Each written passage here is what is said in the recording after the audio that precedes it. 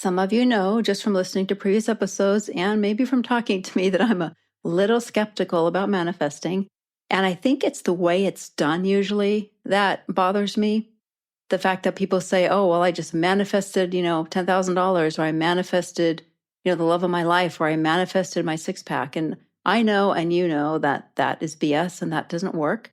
However, I'm very interested in the science behind manifesting and how to do it right. And so today I have Brittany Welsh with us as our guest, and she's actually going to tell you how to do it right and how to start and how to actually make manifesting work for you in a real life science-based situation. So Brittany is a mother of two, and she's a marketing executive, but she's also a manifestation expert. She demystifies the process of manifesting, yay, to help people tap into their unlimited creating potential and manifest their ultimate reality. So today we're going to learn how to do that in the right way, the science-backed way. Take it away, Brittany. We're walking and talking. We're walking and talking. We're walking and talking. We're walking and talking with Helen Ryan. Hey, Brittany, welcome to the show. Thanks for being here. Thank you so much for having me, Helen.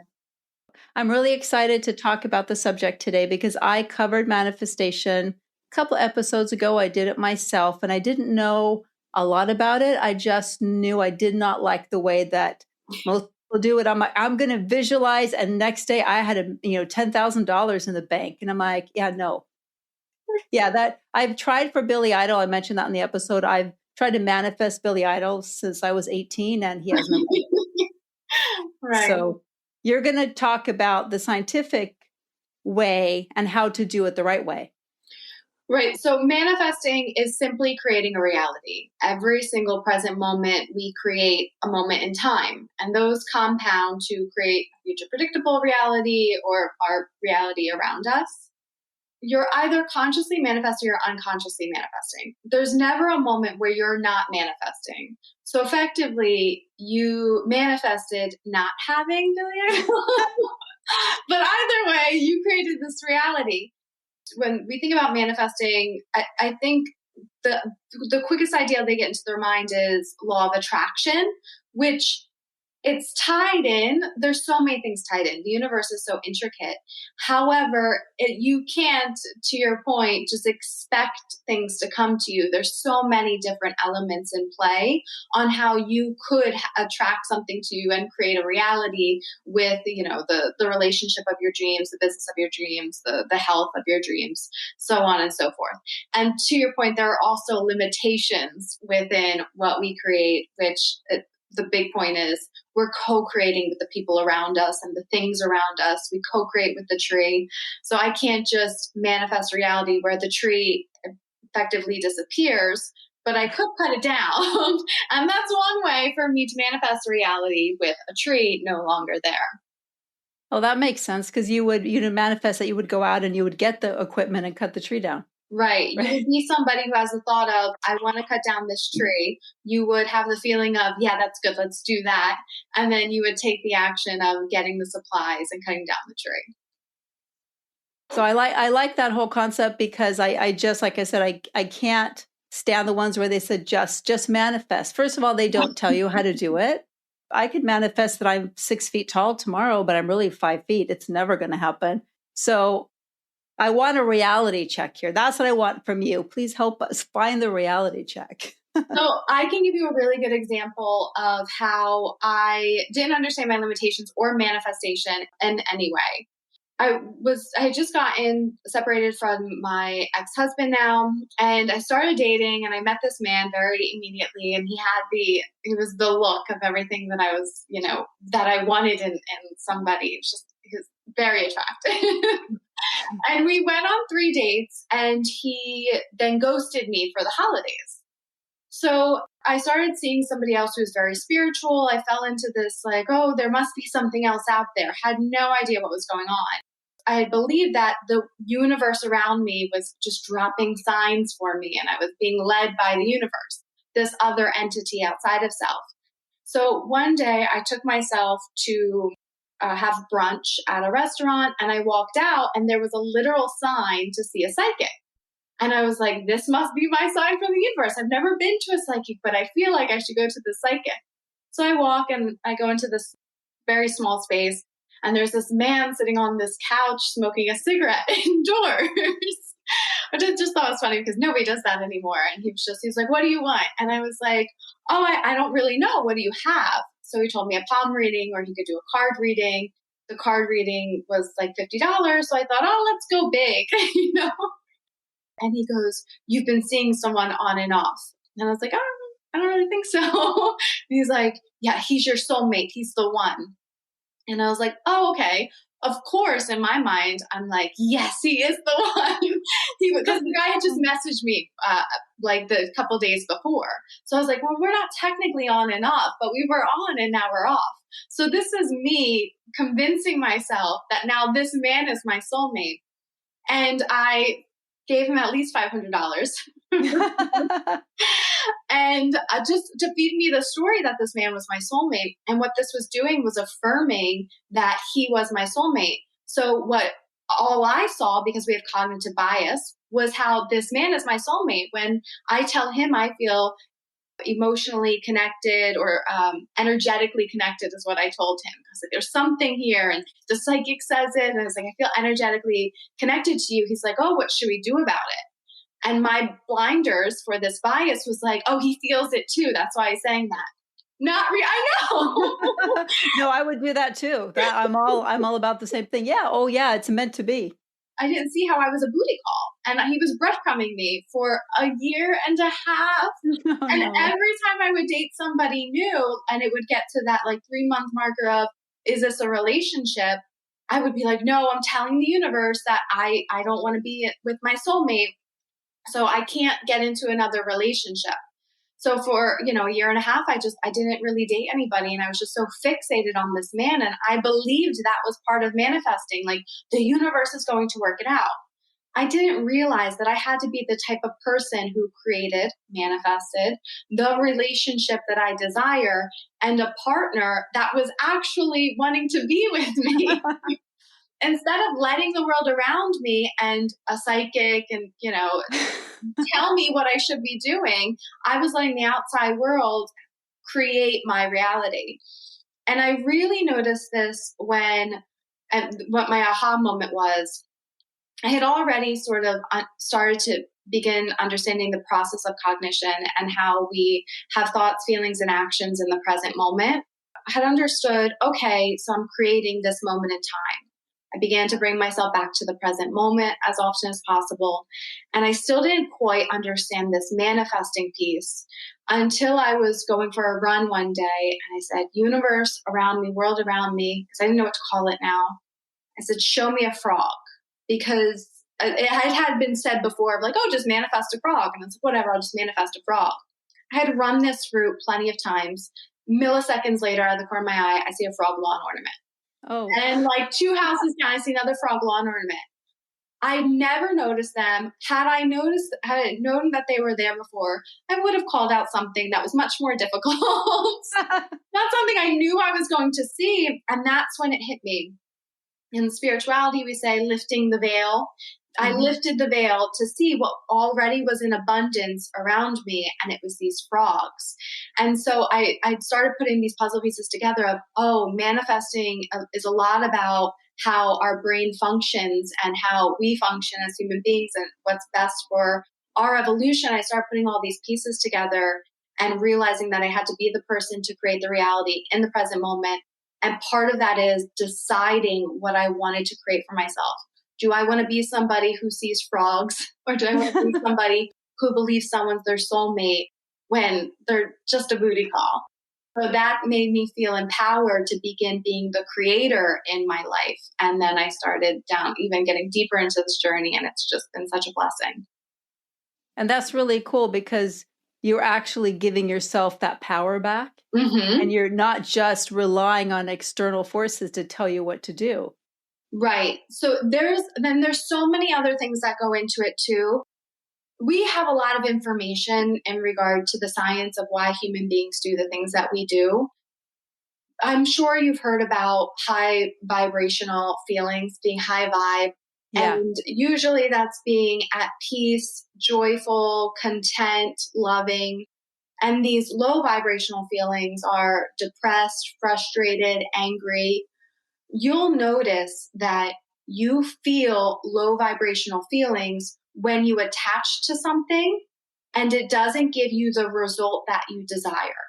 So if you attach yourself to a potential business or job that, has a bunch of money with it and you don't get it, you told your body that that was important for its survival. And so you feel these low vibrational feelings, or you feel sad or confused, scared, fearful, because that's our body's response to go recoup so we can survive. And it's like, okay, good, can't be here because we might die. So go back and go get what you need. Materialism gets wrapped up in this and we start attaching ourselves to different products and things.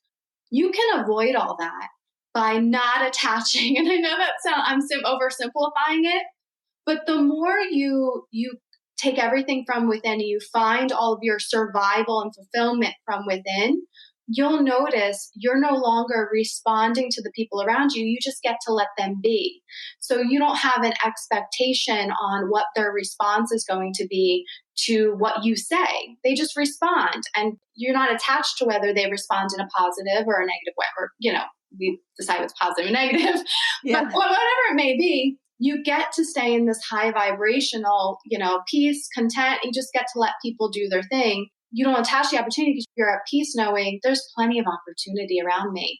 And I've trained my brain to show me a bias for those opportunities around me. So again, you are the powerful creator. Of course, opens up the world to whatever you want to create.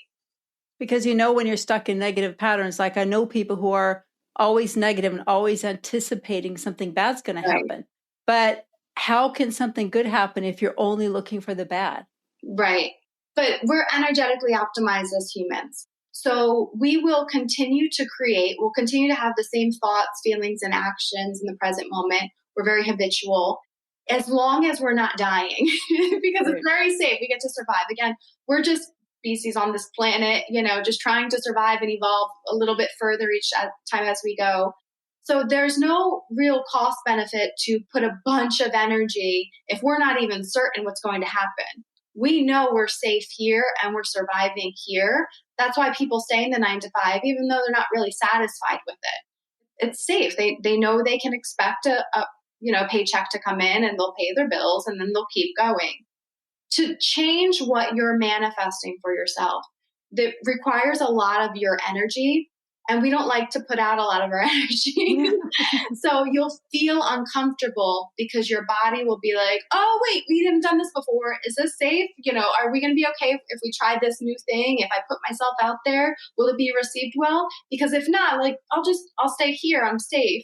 So it does take effort to begin to manifest a different reality. I always recommend starting with affirmations. If you can convince yourself, and this is why mindfulness is really effective and changing your mindset. If you can convince yourself that something is possible, so when you say it, it feels good to you, that's when you know you believe it, you'll feel inspired to take action towards it. And that's enough momentum to get you creating something different for yourself. So for somebody who's saying, okay, I'm stuck.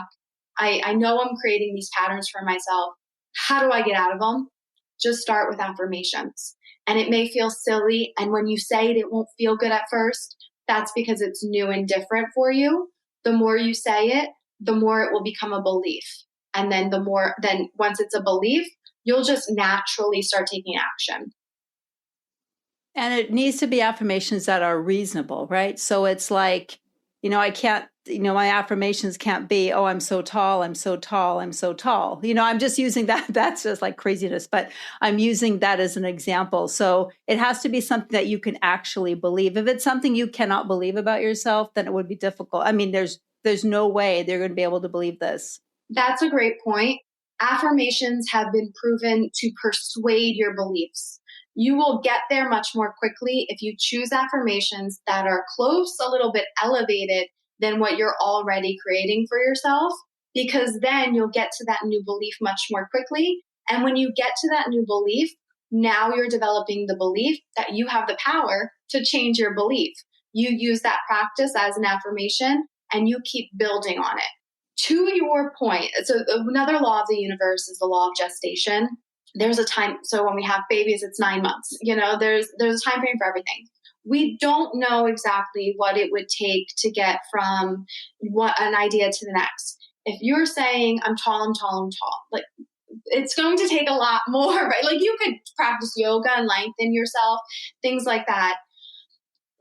That being said, we have evolved from fish. So as a living species on this planet, and we are proving that we are getting taller as the years progress. However, to your point, it'd be unrealistic to expect that instantaneously.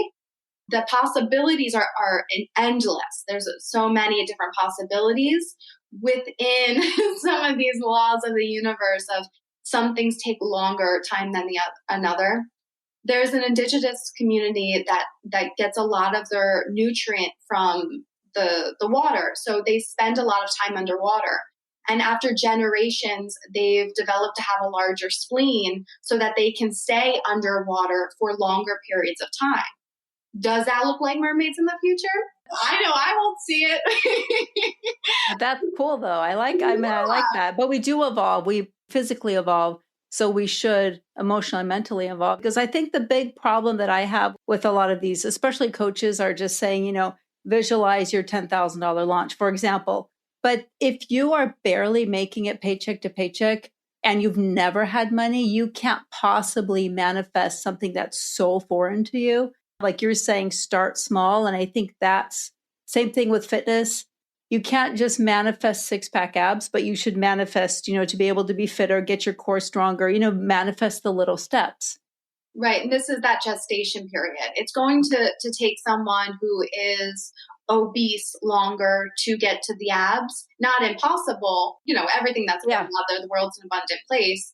However, for someone who's already on the thinner scale, it's going to take less time. Still a gestation period, not overnight, but the circumstances are relevant in my belief and my practice. I know some people will say circumstances don't matter. It does apply to gestation periods. You can shorten your gestation period by surrendering to the fact that you can change your beliefs, because that's where a lot of people will get hung up too of, oh, this isn't even working.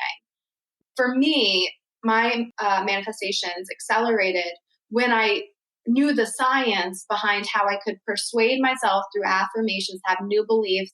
And from there, I have a bias to see the things I want to see. So if I can train my brain, because it's an incredible tool and resource, everything is. If I can train my brain, I'll get there much faster. It was much easier for me to listen to my affirmations more often because I had the belief, and the science was really helpful in me developing this belief to do it more quickly. I didn't give up very easily. I kept going and I was persistent, which is another, thing that in manifesting is when you're in the present moment, consciously manifesting. So you have an awareness of what you're thinking, feeling, doing in that present moment. Then I do more moments of them. The more often I do them, the more it becomes, a part of my existence. It sounds like what you're talking about is like the missing piece that people haven't been told. I like to think so. For me, it was an aha moment. Other people, they can blindly trust the universe is just working out for my favor. I had to say, okay, I had to break it down to the universe is evolving and rippling out. Then we break it down to the earth is always evolving. And then everything on it is like just trying to grow and evolve and survive and do all these things. I am just trying to evolve. My purpose is to learn more, evolve, and my opinion, procreate, and to keep the species going on. So it really helped me shift to, it's a part of my design to evolve. I have features like feeling discomfort for the unknown to help me survive. That doesn't mean that I don't do things that make me uncomfortable. It just means like, hey, am I going to die if I do this? The answer is no. Okay, let's see what happens here. And then I keep moving forward. But having that science piece to it was again like, oh, okay. Now I know what to do. Yeah, and for some of us who need the science, I think that's really important because it really helps me what you said, start with the affirmations and the reasonable affirmations and start smaller. for me, manifestation is bullshit because of the way it presented before. Right.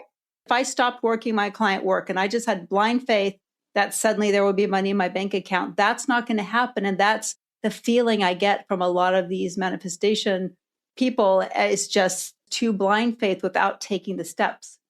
Right. And I think a lot of people too, they don't understand how the affirmations come into play. For example, if I say the affirmation of I'm a top earner, I earn $10,000 months, if I feel uncomfortable, it's not my belief. If it's not my belief, I'm not taking action towards it because I don't know what actions to take. I don't feel good about the actions. So I'm not creating it. I'm not the version of myself that creates it.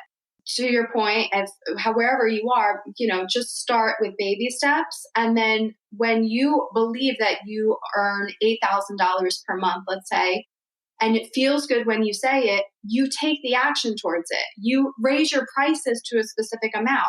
You know exactly how many clients you need. You know where they are. You know how to help them because that's what's required for you to get the money. You believe you're getting the money. So now here we go. We're getting the money.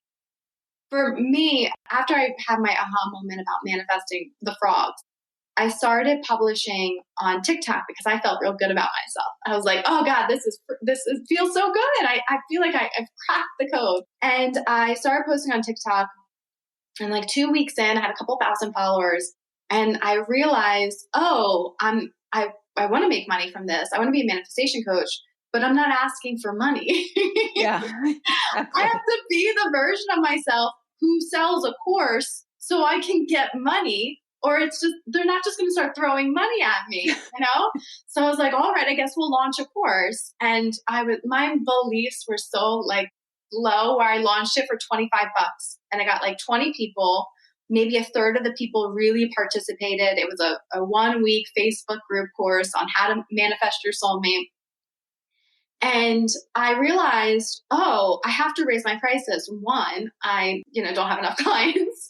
Two, and this is a lot of work. Two, they're not invested in it because the price isn't high enough. There's a reason why the price has to be higher so that they can actually get the value. I have a lot of value here. And I was affirming that through the comments I was getting on my feed, the people that were in this course. This was high value information, but people weren't showing up because they weren't paying enough. All right, now I believe this course has to be more money. Bumped it up to $150. And to your point, that's like gradual, that like, oh, okay, I'm here now. Next step. And then you just keep going. See that. And that's really great because it's true. If people do not pay, if all the free stuff, half the people don't show up. Most of them don't show up, or they don't do the work. But that's like everything has to have a value. Like in a relationship, if you're proving to your partner that you have no value, they're not going to stick around. I agree with that wholeheartedly. I think that's fantastic because one of my affirmations is I'm above average. I'm of high value.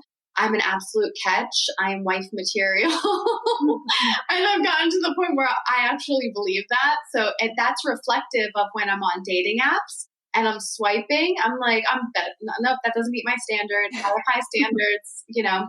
If we're folding the science piece into it, when we see somebody who we're attracted to, so in the past, I'd be like, oh, maybe this is it. Maybe this is my soulmate. And I had a psychic tell me who my soulmate was. And I realized I had no standard of what I wanted to create in my existence.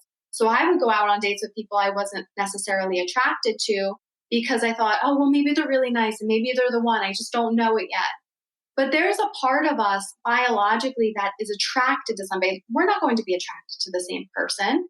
And we shouldn't feel guilt for who we're attracted to. That's our biological body signaling that this is a good mate for us. There's a reason why I have preferences in somebody, and I don't have to feel bad about that. My ultimate relationship we're going to be connected, mind, body, soul. So this is a piece of it. And I realized I have to raise my standard. And to meet this quality of person that I feel attracted to, I also had to elevate who I was. So this is the like rising to the timeline where I'm the version of myself who takes care of myself, who is responsible for my own actions, folding all these things into the mix because I wanted to meet a partner who was doing the same, prioritize their health.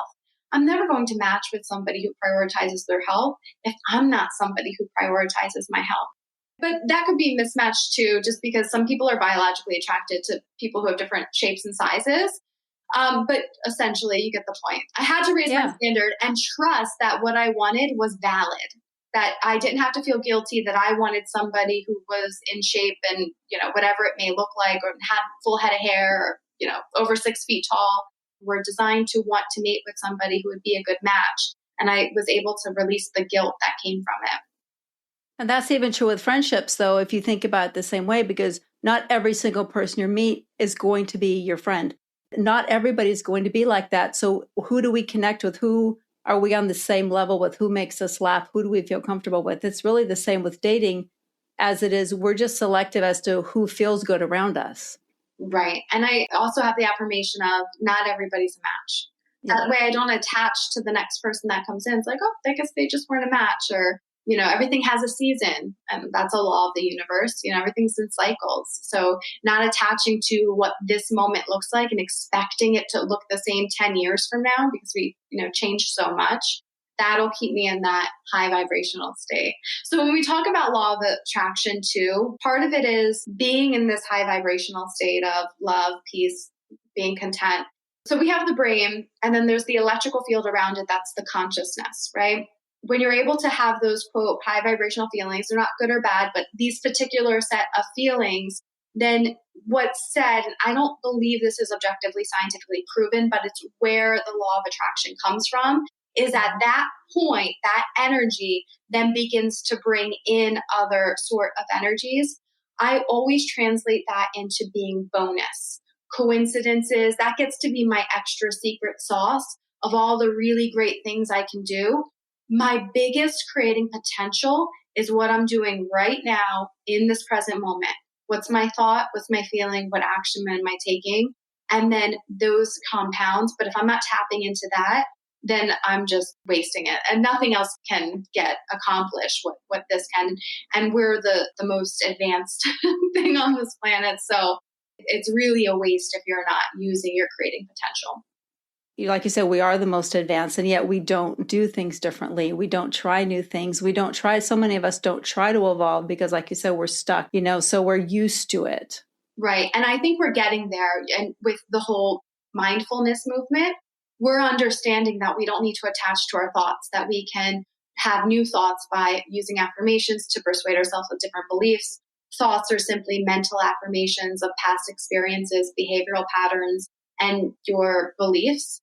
So we know that we can change them. I think our next evolution is also going to be about feelings, how we don't have to identify with the feeling, that we can say, oh, it's because I was attached to something and that's just my biological response.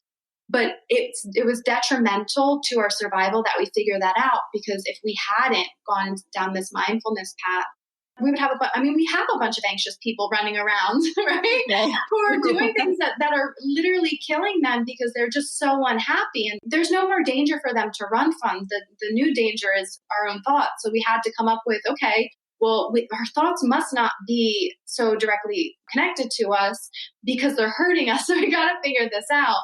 So I think we will evolve, and this just is part of that evolution process. So tell me a little bit about like your courses. That's interesting. So I actually no longer do courses, but right now I'm just working on a book and doing speaking engagements to get the message out there. Yeah, because your message, you're so passionate and you're such a great speaker. Thank you so much. We're going to put where it's me. I'm going to put your information in the show notes so people know how to reach you. Do you have a website? I do. It's manifestingwithbritt.com. There's a contact form if you have any questions about manifesting. We're launching new content marketing next week. I'm on Instagram at manifestingwithbritt, on TikTok at manifestingwithbritt, and my podcast will relaunch for the 4th season, Manifesting with Britt.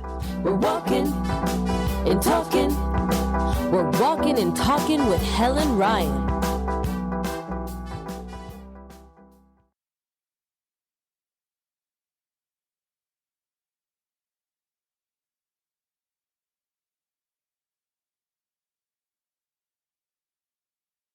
Well, I appreciate it. Thank you so much. We're going to put where it's me. I'm going to put your information in the show notes so people know how to reach you. And do you have a website? I do. It's manifestingwithbrit.com. There's a contact form if you have any questions about manifesting. We're launching new content marketing next week. I'm on Instagram at Manifesting with Brit, on TikTok at Manifesting with Brit, and my podcast will relaunch for the 4th season, Manifesting with Brit. We're walking and talking. We're walking and talking with Helen Ryan.